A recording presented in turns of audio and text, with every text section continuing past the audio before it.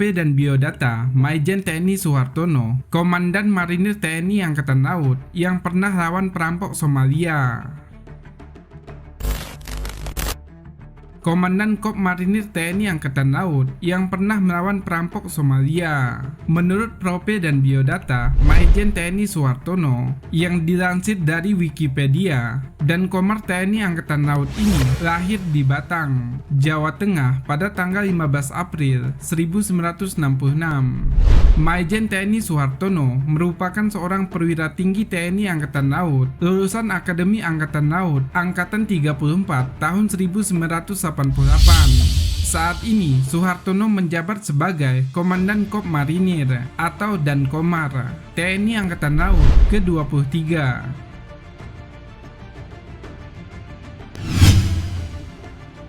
Sebelumnya, ia menjabat Komandan Pas Pampres dan juga pernah menjabat Komandan Lantamal 11 Maroke, Komandan Resimen Akademi Angkatan Laut Asrena Kormar, dan staf ahli di Koarmabar. Perwira tinggi yang berasal dari Satuan Khusus Denjaka ini banyak melaksanakan operasi tempur, salah satunya Dansat Gutor dan Satgas Gutor, operasi pembebasan awak KM Sinar Kudus di Somalia.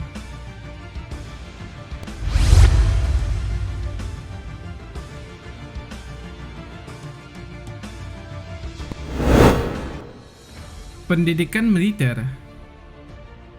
AAL Angkatan 34 1988, Dikpasis Angkatan 1 1989, Dikpespa Mar 1993, Suslapa TNI Angkatan Darat 1995, Dikrek 1997, Siskoal 2001, Sesko TNI 2013, Dikko 1986, Dik Taufid 1990, Frival 1991, Sepis Demolisi TNI Angkatan Darat 1991, PTAL 1991, Corner Tourism Intelligence Analyst 1997, Sos Anti Teror 1997, Pos Insiden Intelijen Korensian 1998,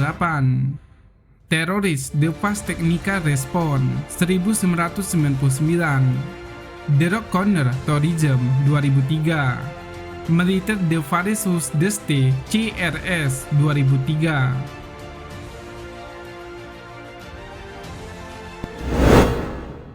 Riwayat jabatan. Letnan 2 Kapten DPB Kodikal 1988 sampai 1989. Danton 2 Kisi Yofit 2 Marinir 1989 sampai 1990. Kisi Yofit 2 Marinir 1989 sampai 1990. Wadan Tim B Denjaka 1990 sampai 1993. PS Tim Teknik Denjaka 1993 sampai 1996.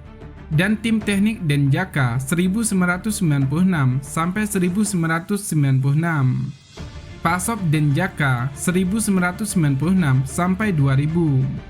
Pasi 2 Yofit 2 Marinir 2000 sampai 2001.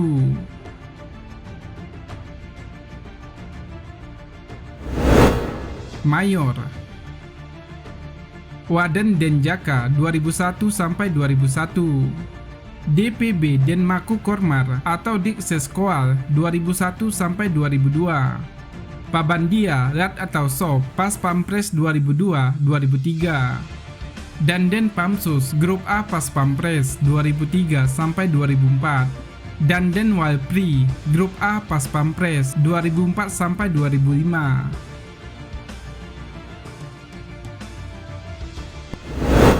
Letnan Kolonel.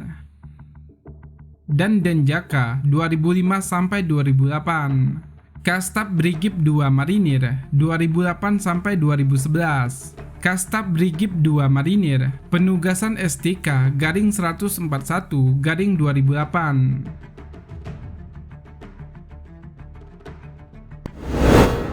Kolonel Asinta Lantamal 7 Manado 2008 sampai 2010 dan Ranal Biak 2010 sampai 2011 dan Denjaka 2011 sampai 2012 dan Brigip 2 Marinir 2013 sampai 2014. Sahri Pangbe Han Koar Mabar Direk 40 Sesko TNI TA 2013, 2014, 2015. Asrena Kormar 2014-2015 dan Min AAL 2015 sampai 2016.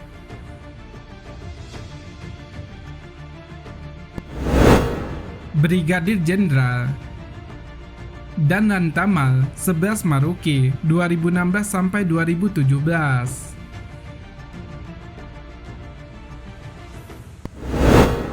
Mayor Jenderal dan Pas Pampres 2017 sampai 2018 dan Kormar 2018 sampai sekarang.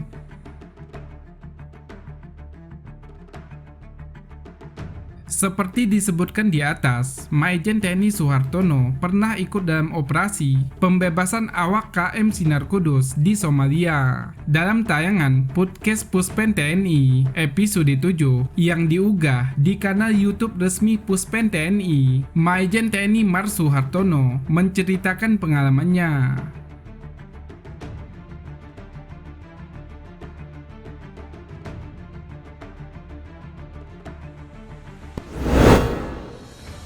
Satu, ada 3 target utama.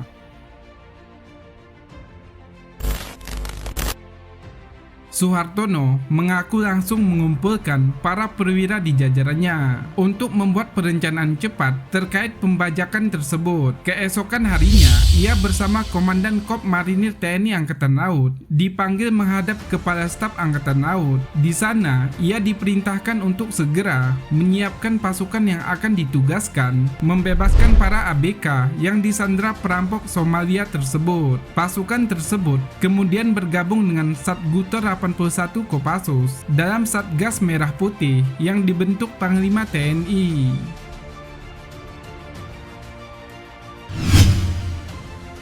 Menurut Soehartono, ada 3 target utama dalam operasi tersebut. Pertama adalah membebaskan seluruh warga negara Indonesia yang disandra di kapal. Kedua, merebut kembali MP Sinar Kudus dan membawanya kembali ke perairan Indonesia ataupun melanjutkan perjalanan ke luar negeri sesuai dengan rencana pelayaran sebelumnya. Ketiga, bila diperlukan aksi militer, laksanakan pendaratan ke pantai untuk menunjukkan bahwa kita itu punya kedaulatan dan harga diri kita tidak bisa diinjak-injak, sehingga mau tidak mau TNI harus turun tangan, ungkap Soehartono. Operasi pembebasan sandera itu terbilang sukses karena seluruh sandera berhasil selamat dan kapal melanjutkan pelayaran ke Wassalala, Oman untuk kemudian menuju Rotterdam, Belanda.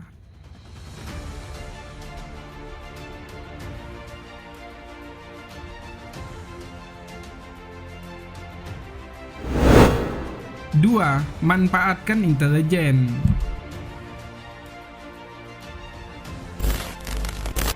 Di samping kemampuan pasukan khusus anti-teror TNI yang terlatih, faktor lain yang juga penting dalam suksesnya operasi rahasia tersebut adalah peran intelijen.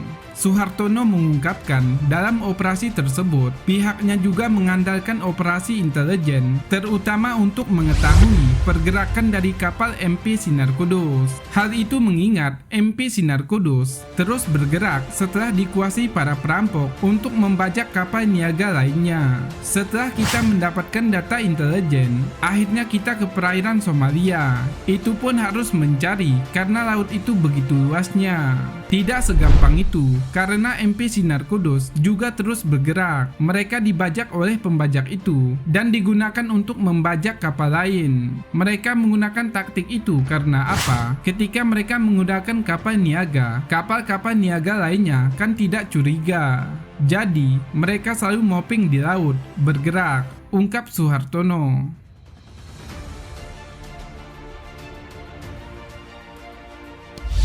Setelah menghitung kemampuan bahan bakar MP Sinar Kudus, Suhartono dan tim kemudian kembali mendapatkan informasi intelijen bahwa kapal tersebut akan mengisi bahan bakar di salah satu kamp perampok. Informasi intelijen tersebut, kata Suhartono, mengatakan MP Sinar Kudus berada di Cedahanaan, Somalia. Data intelijen tersebut juga mengatakan Cedahanaan merupakan perkampungan perampok yang diisi 1.000 orang lengkap dengan perlengkapan dan persenjataan untuk melakukan aksinya. Dan betul, kalau kita lihat di foto udara, memang itu perkampungan yang lengkap dan perlengkapan galahnya untuk mereka naik ke kapal-kapal yang menjadi sasaran, termasuk senjatanya yang bervariasi, tapi cukup untuk menyerang. Karena apa? Ada senapan mesin, JLM Rocket Lancer itu juga ada, ungkap Suhartono.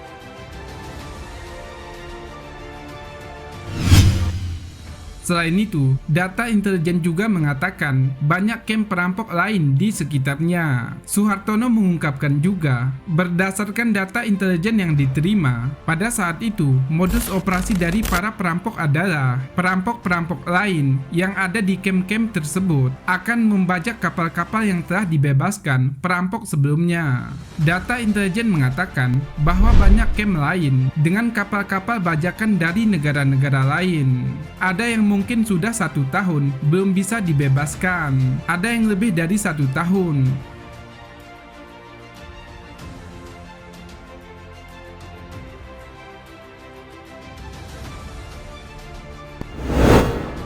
Tiga, aksi pembebasan. Ketika Suhartono dan timnya bergerak menuju kamp di Cedahanaan, ternyata MP Sinar Kudus bergerak menuju ke sebuah kamp perampok yang ada di sebelah utara kamp tersebut. Betul, ketika kita bergerak ke situ, ternyata kapal ini bergerak lagi ke kamp yang berada di sebelah utaranya. Disitulah kita melaksanakan aksi pembebasan itu.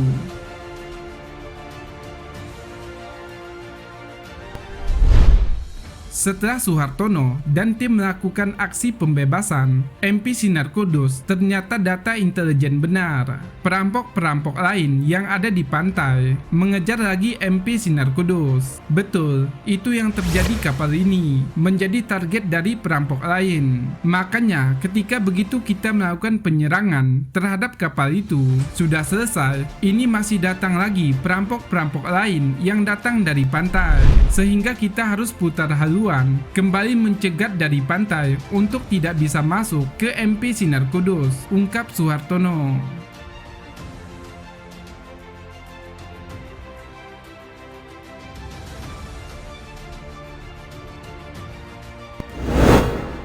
Empat, rintangan ombak besar.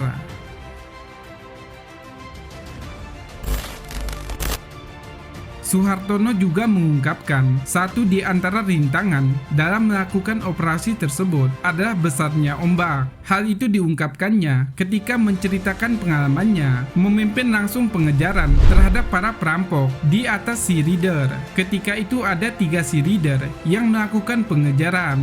Suhartono memimpin pengejaran itu berada di Sea Reader 1 dengan posisi paling depan, sementara 2 Sea Reader lainnya berada di kanan dan kirinya. Ia mengungkapkan, meski jarak antar Sea Reader hanya sekitar 25 meter, namun mereka kesulitan untuk melihat satu sama lain karena tingginya ombak di perairan Somalia dan cuaca yang berubah-ubah. Jaraknya dekat antar Sea Reader, tapi tidak kelihatan. Karena apa? Ombak begitu besar. Begitu bersama-sama di atas kelihatan. Pada saat di bawah, sama-sama tidak kelihatan. Itulah salah satu tantangan yang kita hadapi. Sehingga harus disiapkan bagaimana pasukan di laut, ungkap Suhartono. Mengingat laut bukan habitat normal manusia, kata Suhartono.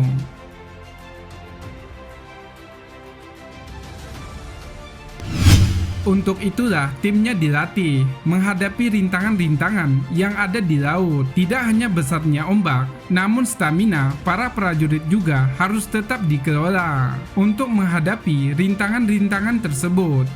Bahkan menurutnya, menembak di atas kapal dengan kondisi ombak besar dan cuaca yang berubah-ubah juga merupakan kemampuan yang dilatihkan kepada satuan pasukan khusus anti-teror aspek laut tersebut, yakni Denjaka. Tapi begitu di laut, begitu naik sea raider atau speedboat, ombak besar sedikit langsung dia mabuk. Itu perlu dilatihkan. Untuk itulah kita dipersiapkan untuk itu, melaksanakan tugas-tugas di laut. Tentunya melalui satu proses yang lama, pembinaan yang secara bersinambungan, bertingkat, bertahap, dan berlanjut. Tidak bisa terpotong-potong, tidak bisa begitu selesai latihan, selesai. Tapi harus tetap dilatihkan terus, ungkap Soehartono.